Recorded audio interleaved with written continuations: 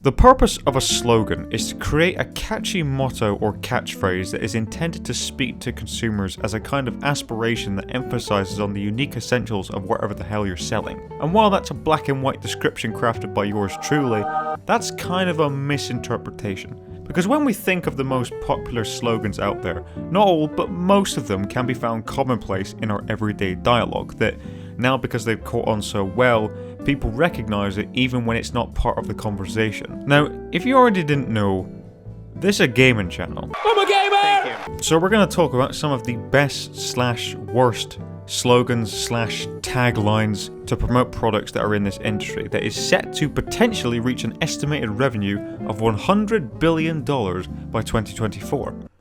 I guess they did a few things right. Now let's start at a time when if you were to ask the masses on how they felt about respect, love, sportsmanship and healthy competition, you'd be told to eat shit.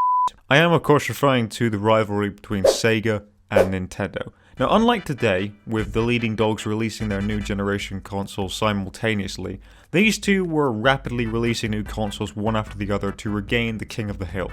Sega had the SG-1000, and then in comes the Nintendo Entertainment System. Sega comes back with the Master System, but unfortunately for them that didn't really catch on, so understandably they got a little bit pissed.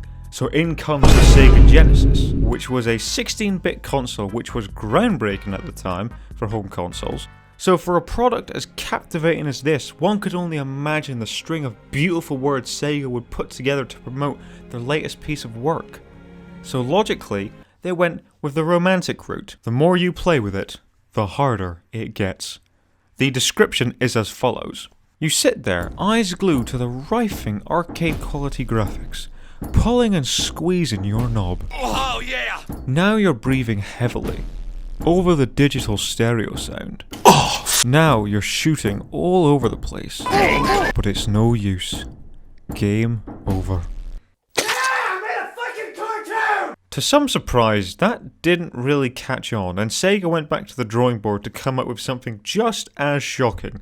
Genesis does what Nintendo don't. You're odd. Clearly they held a grudge. And this sort of, I'm gonna end this man's whole career attitude in marketing became quite the trend that actually people like you and me could get behind, because at the time, peace just sounded really boring. For example, when Sony rocked up with Crash Bandicoot on the PlayStation 1 in 1996, they went knocking on Nintendo's doorstep.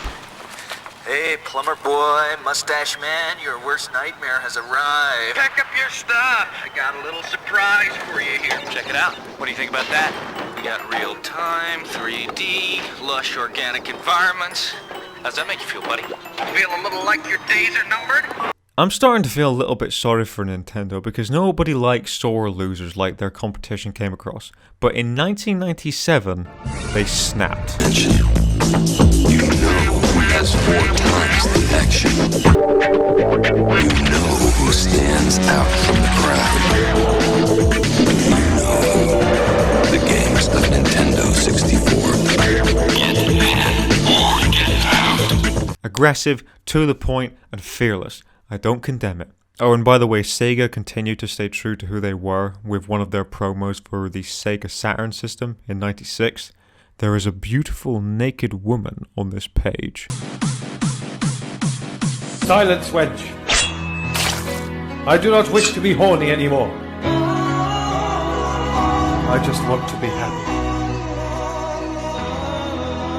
Now when we move forward into the current state of affairs, slogans have taken a much more influential direction that, now that we're living at this time of peace, more or less, despite the Xbox One being a total catastrophe when it first came out, one thing I did like was actually the slogan. The Xbox 360 had the tagline "Jump In" during its reign, and Microsoft kept it simple with "Jump Ahead" for their next generation system. It was simplistic, keeping things straightforward, and it wasn't drifting away from where they'd left off. As for how the PS4 got started, for the players I thought was quite catchy, and given the way things were starting to shape up between the two rivals back in 2013, it had zero controversy, and rightly so. And then they had "Greatness Awaits," which sounded something more like David Koresh would say a lot, but as the generation progressed, Sony were constantly pumping out exclusive that clicked, and it was like, wow, you weren't playing around. But this new generation? I mean, I always knew Far Cry 5 wasn't making too much of a stretch. Xbox Series X, power your dreams. PlayStation 5, play has no limits. Well, you do, sir. Well, can't afford to know him.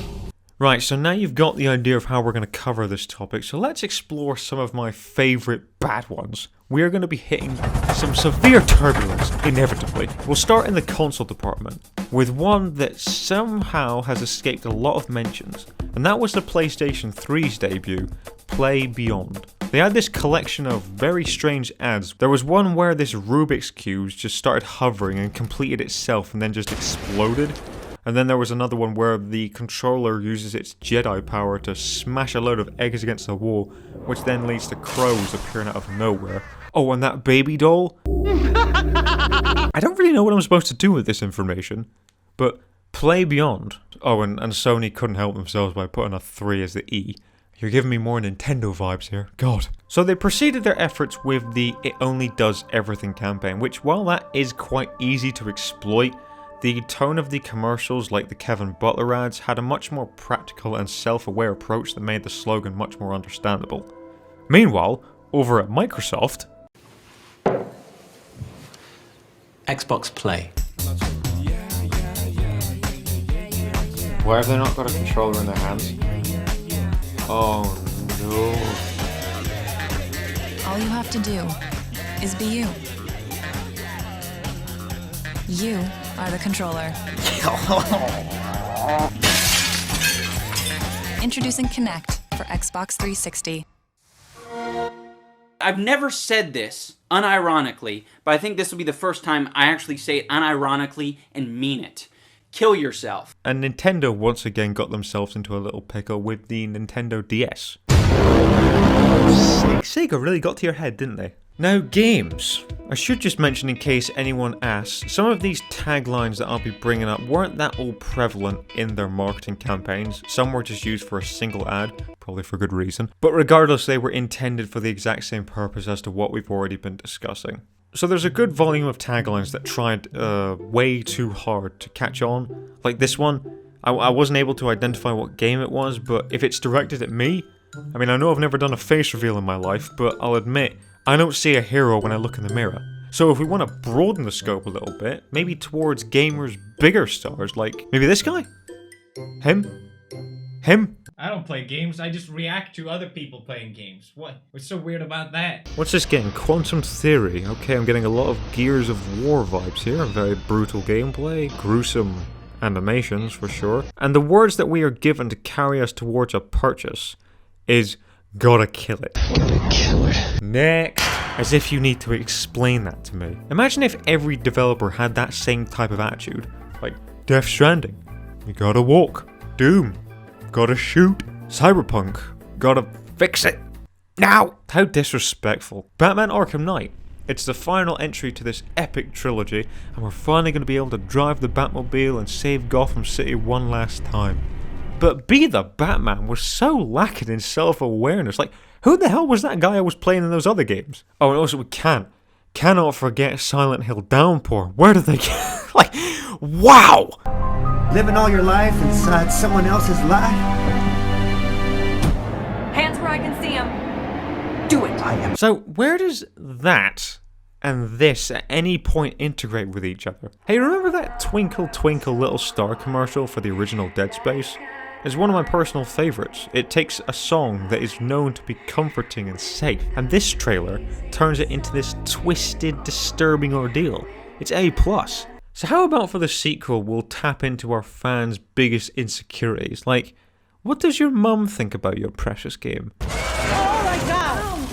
Oh gosh! I think it'll make a person become insane. The Your Mum Hates Dead Space 2 campaign comprised of showing a group of conservative women footage of Dead Space 2 by setting up this fake market research class, and then they just put their reactions on full blast. Your mom hates Dead Space 2. And probably you too. Here is Bust a Move 2 for the PlayStation 1. So addictive it should be illegal. Man, that's terrible. So how many people have died from it? And just one more bad one, only in Battlefield, for Battlefield 4. Now, I actually don't have a problem so much with the tagline itself. I think it is quite suitable, but the commercials for the Battlefield 4 marketing, instead of trying to capture the rarest and most precious moments, like this one for example, what you're about to see is what will happen to you if you try and steal one of my friend's tanks. Ah, come on, this guy took my tank. Jeez. Dude, that's awesome.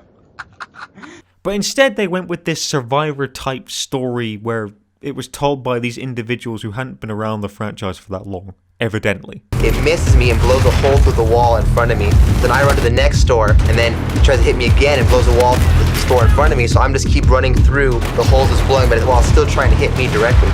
It was unbelievable. Hey, immigrants! Beat it! Country's full! I don't want you to think the entire industry is a complete shambles on this matter, because there are some companies that did a thing called using their heads. So let's talk about some of the good ones, and I'll ask the question, why were they so memorable to the audience? I should give a few honourable mentions to lines such as Gotta Catch 'Em All from Pokemon, the Sega commercials when at the end they would scream Sega! Sega! And the EA Sports, it's in the game. Slogans like that are not exactly deep or profound, they're just catchy off the tongue and they're very satisfying to say over and over and over again. EA Sports, it's in the game. It's not bad. How about this? EA Sports, it's in the game. These ones I'm about to mention do a great job at creating taglines that resonate solely with the concept of their product. Like I mentioned earlier about Dead Space 2's marketing being an absolute train wreck, well the original Dead Space set the tone perfectly. Only the dead survive. So if you've never played Dead Space, you fight this mutated infection called the Necromorphs, and their purpose is to obtain as many dead human bodies as possible so that they can convert them into these very aggressive creatures.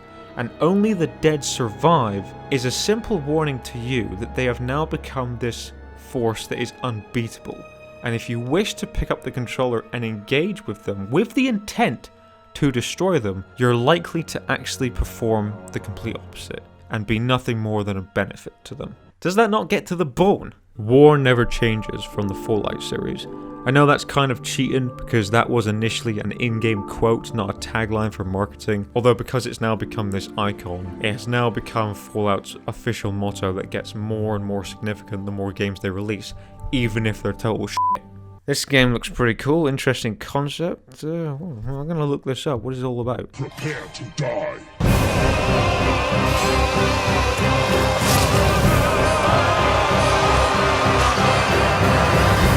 Jesus. One of the more forgotten ones is the original Red Dead. Nothing Gets Forgiven. Again, originally a quote of dialogue in the game, but like the Fallout quote, this made it onto posters and it actually got carried over to a hidden conversation in Red Dead Redemption 2. People don't forget. Nothing gets forgiven. People don't forget. Nothing gets forgiven. I disagree. In such an unforgiving land, no matter how much you believe in redemption or believe you are committed to it, your forbidden past will catch up with you. Now, what kind of conclusion am I trying to draw from this? To be honest, not much really.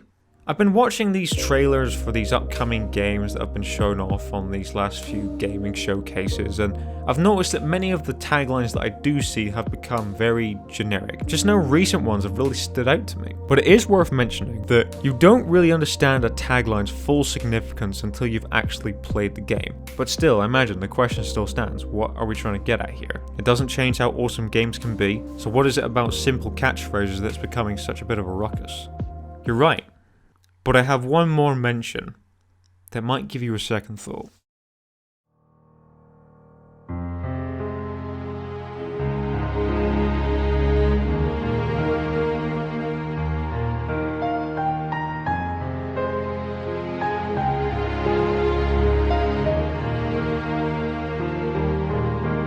Finish the Fight for Halo 3 deserves its own segment because, in my personal opinion, it is hands down the most unforgettable tagline / slogan associated with any form of interactive entertainment. For a small explanation as to why, we have to remind ourselves what the mood was like back in 2007. We've already had two juggernaut games, one of which redefined the possibilities of first-person shooters, and the other one being the genesis of Xbox Live.